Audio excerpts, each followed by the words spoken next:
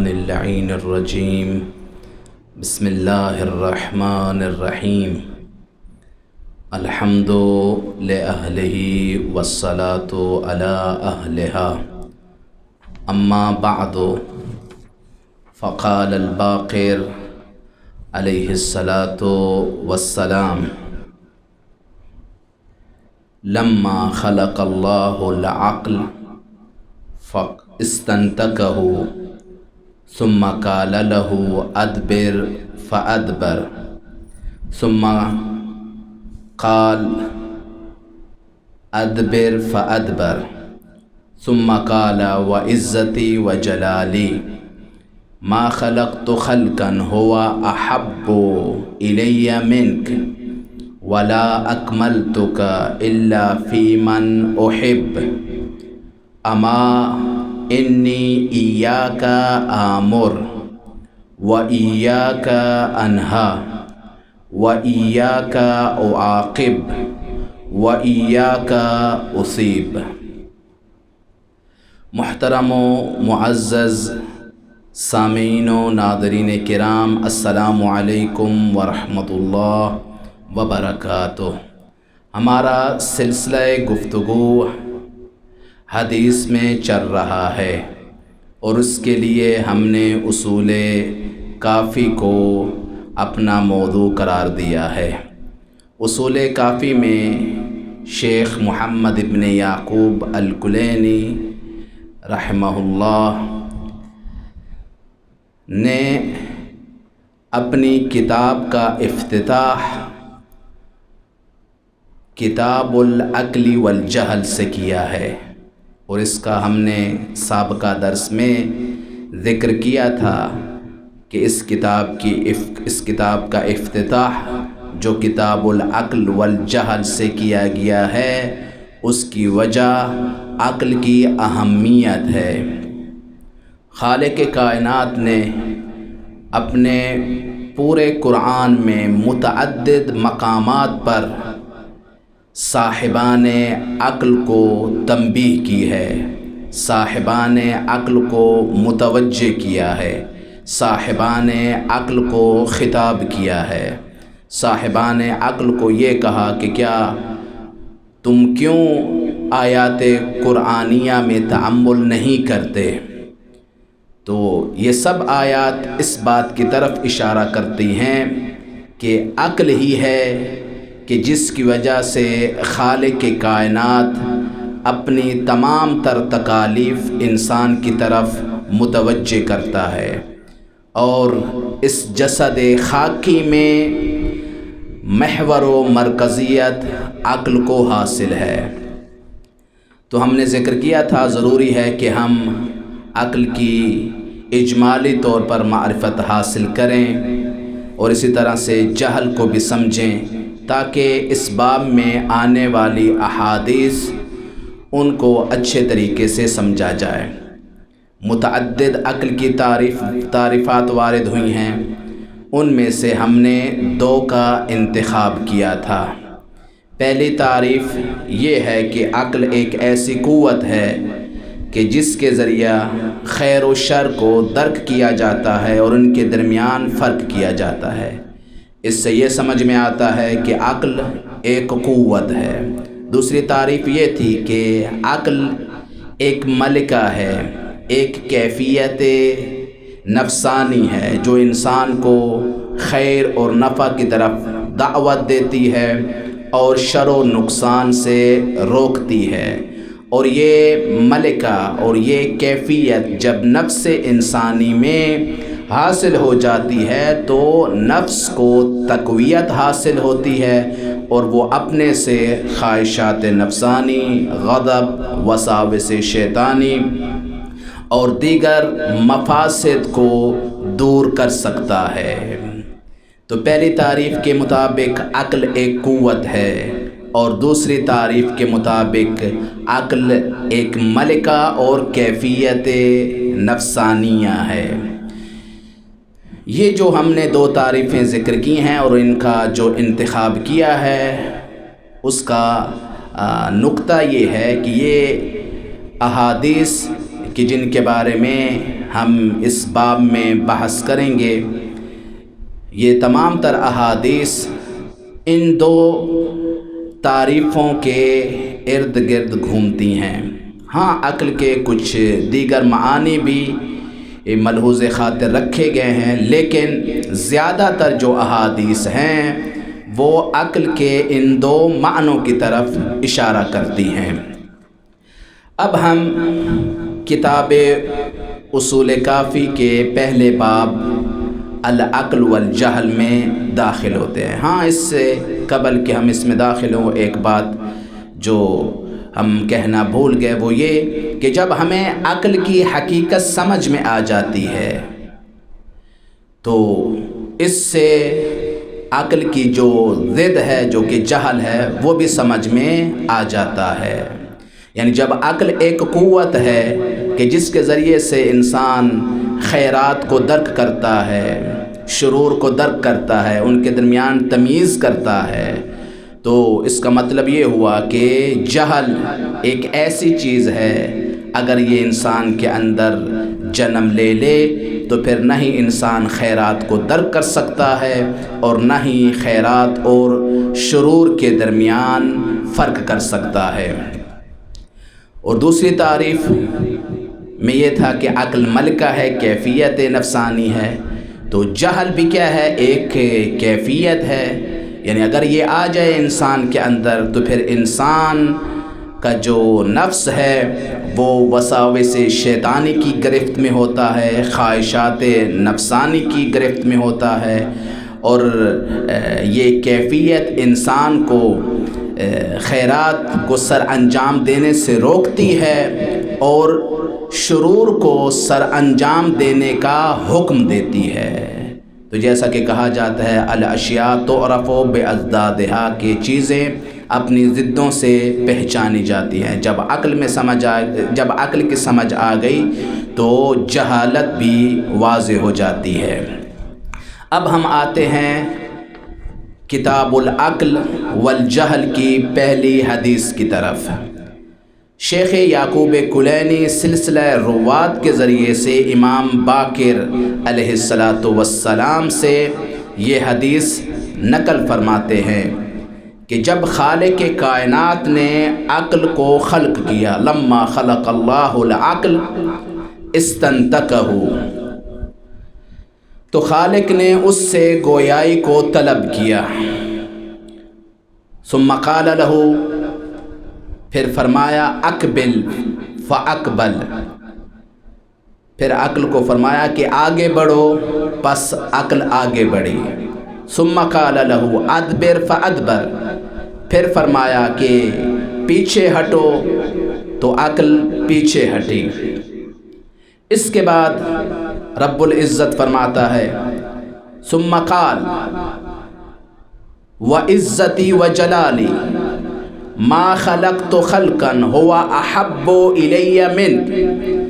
اس کے بعد ارشاد رب العزت ہوتا ہے کہ میں نے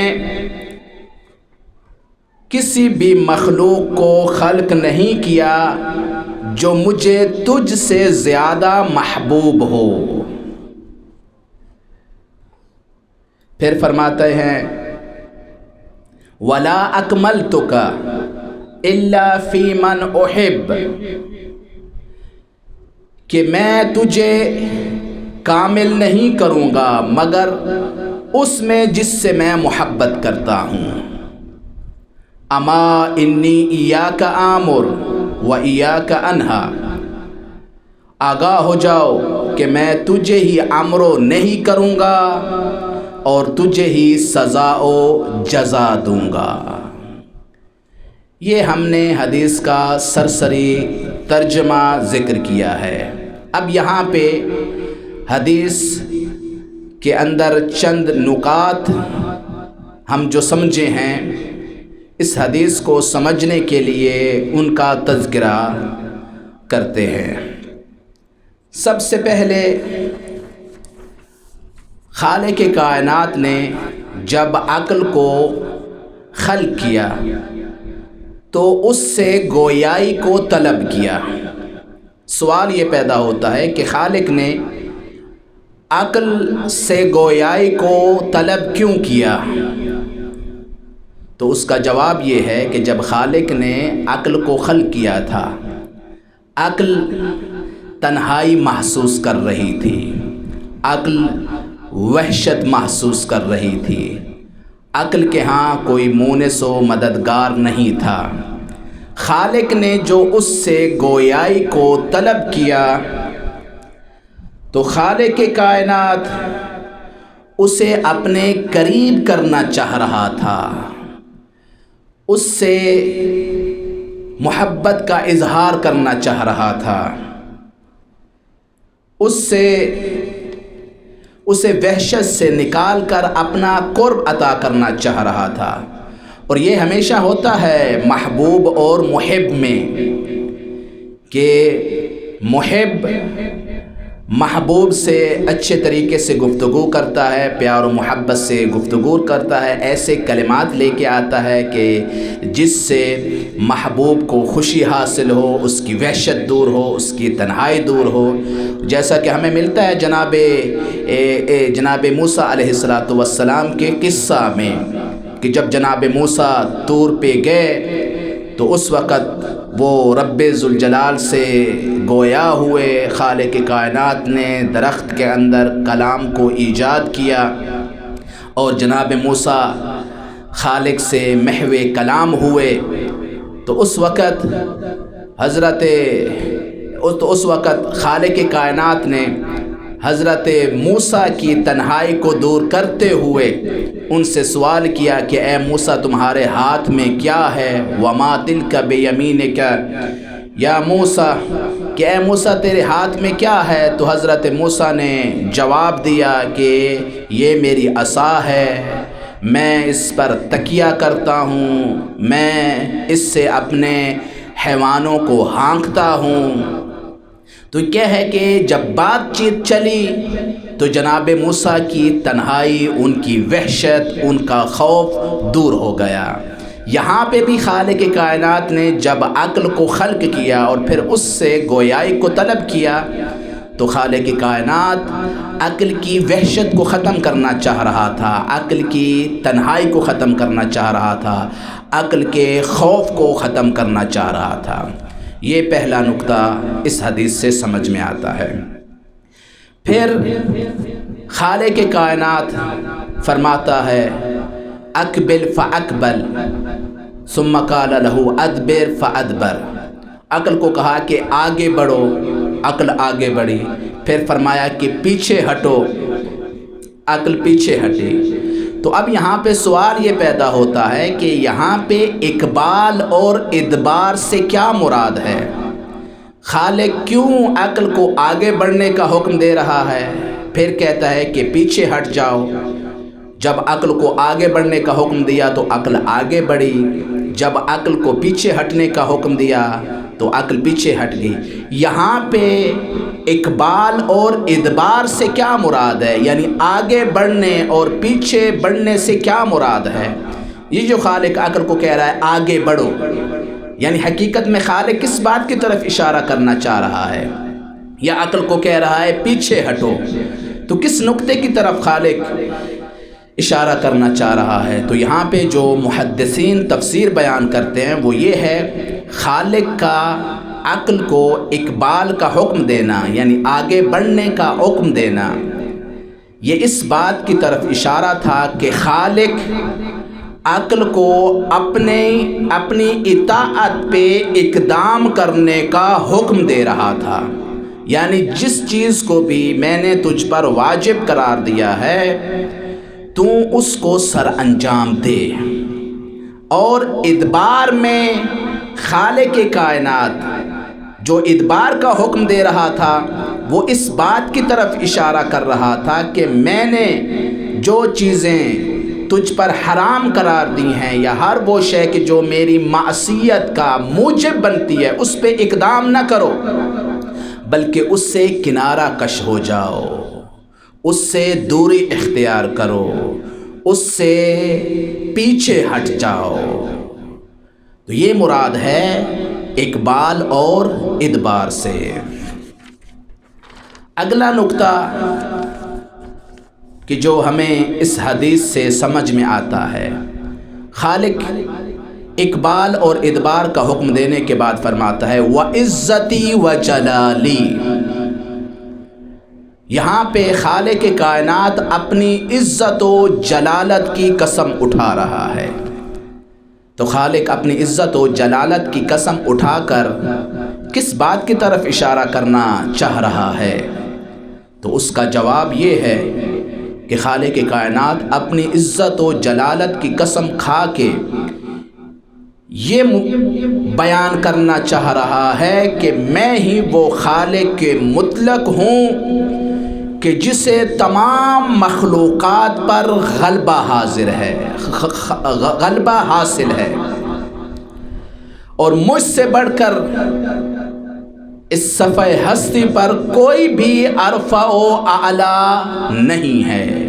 کبریائی میرے لیے ہے، خدائی میرے لیے ہے، خلق میرے لیے ہے، رزق میرے لیے ہے، موت میرے لیے ہے، حیات میرے لیے ہے، یہ سارے کمالات میرے لیے ثابت ہیں۔ میں ہی خالق ہوں، میں ہی رازق ہوں، میں ہی محیی ہوں، یعنی میں ہی مارنے والا ہوں، میں ہی زندہ کرنے والا ہوں۔ تو خالق نے اپنی عزت و جلالت کی قسم کھا کر ہر انسان کو باخبر کر دیا کہ خلق، رزق، موت، حیات یہ سب چیزیں میرے لیے ہی مناسب ہیں، کیونکہ مجھے ہی کبریائی حاصل ہے، مجھے ہی تمام مخلوقات پر غلبہ حاصل ہے۔ اس کے بعد خالق نے یہ کہا کہ ما خلقت خلقا هو احب الی منک، کہ میں نے کسی بھی مخلوق کو خلق نہیں کیا جو مجھے تجھ سے زیادہ محبوب ہو۔ تو اس جملے سے یہ سمجھ میں آتا ہے کہ عقل کے خلق ہونے سے پہلے خالق نے کچھ دیگر مخلوقات بھی خلق کی تھیں، لیکن یہاں پہ ایک سوال جنم لیتا ہے۔ اگر ہم یہ کہتے ہیں کہ خالق کائنات کے اس بیان کا اس بات کی طرف اشارہ ہے کہ عقل سے پہلے دیگر بھی کچھ مخلوقات خلق ہو چکی ہیں، تو یہ حدیث تو یہ کہتی ہے کہ عقل سے پہلے بھی کچھ مخلوقات تھی، لیکن ایک دوسری حدیث میں وارد ہوا ہے اول ما خلق اللہ العقل، کہ سب سے پہلے خالق تعالی نے عقل کو خلق کیا۔ تو اب کیسے ان دو حدیثوں کے درمیان جمع ہو سکتا ہے؟ آگے یہ حدیث آ رہی ہے اول ما خلق اللہ العقل، اور جب ہم اس حدیث کی تفسیر بیان کریں گے تو اس شبہے کا وہاں پہ جواب دیا جائے گا۔ اگلا نقطہ جو اس حدیث سے سمجھ میں آتا ہے، خالق فرماتے ہیں وَلَا أَكْمَلْتُكَ إِلَّا فِي مَنْ أُحِبُّ، کہ میں تجھے کامل نہیں کروں گا مگر اس سے کہ جس سے میں محبت کرتا ہوں۔ محبت کیا ہے؟ یعنی دل کا ایسی چیز کی طرف مائل ہونا جو دل کے ساتھ موافقت رکھتی ہو، اور یہ دو طرفہ ہوتی ہے۔ یہ جو ہم سمجھے ہیں، یعنی جو محسوسات کی محبت ہے، وہ یہ ہے کہ دل کا ایسی چیز کی طرف مائل ہونا کہ جو دل کے ساتھ موافقت رکھتی ہے۔ لیکن خالق کائنات جب کسی سے محبت کرتا ہے تو اس کا یہ مطلب ہوتا ہے کہ وہ اس سے خیر کو چاہتا ہے، نیکی کو چاہتا ہے، بھلائی کو چاہتا ہے۔ اب جب ہم نے یہ کہا کہ محبت ایک ایسی چیز ہے کہ جس میں انسان کا دل اس چیز کی طرف مائل ہوتا ہے کہ جو اس کے موافق ہوتی ہے، اور یہ دو طرفہ ہوتی ہے واضح، اور ہم نے ذکر کیا کہ خالق کی محبت سے مراد یہ ہے کہ وہ انسان سے بھلائی کا ارادہ رکھتا ہے۔ تو اب جب دو طرفہ ہوتی ہے تو اس سے یہ سمجھ میں آیا کہ جب خالق عقل سے محبت کا اظہار کر رہا ہے واضح، تو اس سے یہ بھی سمجھ میں آتا ہے کہ جب عقل محبوب خداوندی ہے تو ذات پروردگار بھی محبوب عقل ہے، کیونکہ محبت دو طرفہ ہوتی ہے۔ جب عقل محبوب خدا ہے تو خدا کی ذات بھی محبوب عقل قرار پائے گی۔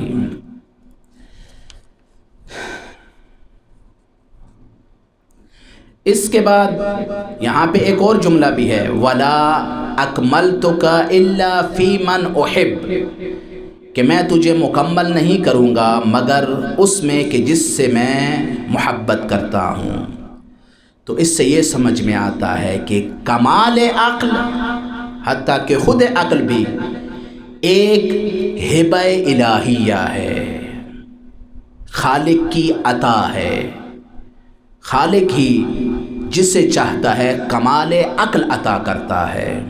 تو عقل جو ہے وہ کیا ہے؟ ایک ہبہ الہی ہے، لیکن اس کا یہ مطلب نہیں ہے کہ انسان کا اختیار مسلوب ہے، کیونکہ کچھ مواہب الہیہ ایسے ہیں کہ جو مشروط ہیں، جیسا کہ دعائے ندبہ کے ابتدائی کلمات میں وارد ہوا ہے، اللہم لک الحمد علی ما جرا بہ قضاؤک فی اولیائک الذین استخلصتہم لنفسک ودینک اذ اخترت لہم جزیل ما عندک من النعیم المقیم الذی لا زوال لہ ولا اضمحلال بعد ان شرطت علیہم الزہد فی درجات ہذہ الدنیا الدنیہ وزخرفها وزبرجها۔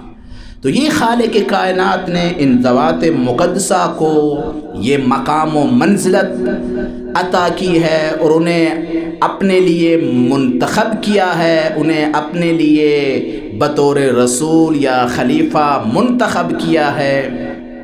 یہ جو خالق نے کمال عطا کیا ہے، بعد ان شرطت علیہم الزہد فی درجات ہذہ الدنیا الدنیہ، یہ اس کے بعد ہے کہ خالق نے ان پر شرط لگا دی تھی کہ تم اس دنیا فانی میں زہد اختیار کرو گے، دنیا کی رنگینی میں گم نہیں ہو جاؤ گے۔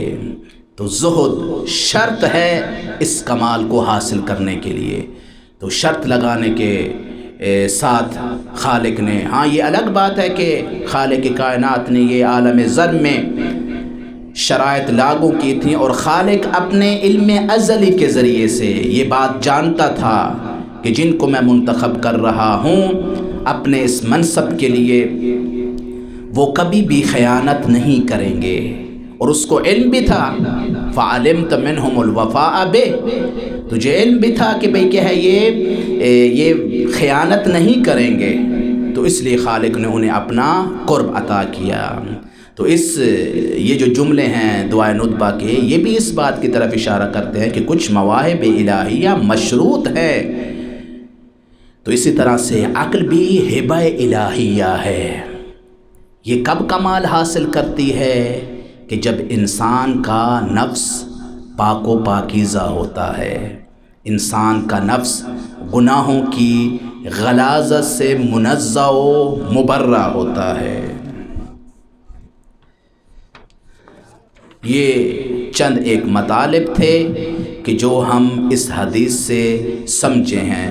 دعا ہے کہ رب ذوالجلال ہمیں احادیث کو اچھے طریقے سے سمجھنے کی توفیق عطا فرمائے، اور خداوند عالم تمام مومنین مومنات کو اپنی حفظ و امان میں رکھے۔ خصوصاً آج کل پورا عالم کورونا کی زد میں آ چکا ہے۔ دعا ہے کہ رب ذوالجلال محمد و آل محمد کے طفیل تمام مومنین مومنات کو بالخصوص اور پوری دنیا کو بالعموم اس موذی مرض سے نجات عطا فرمائے۔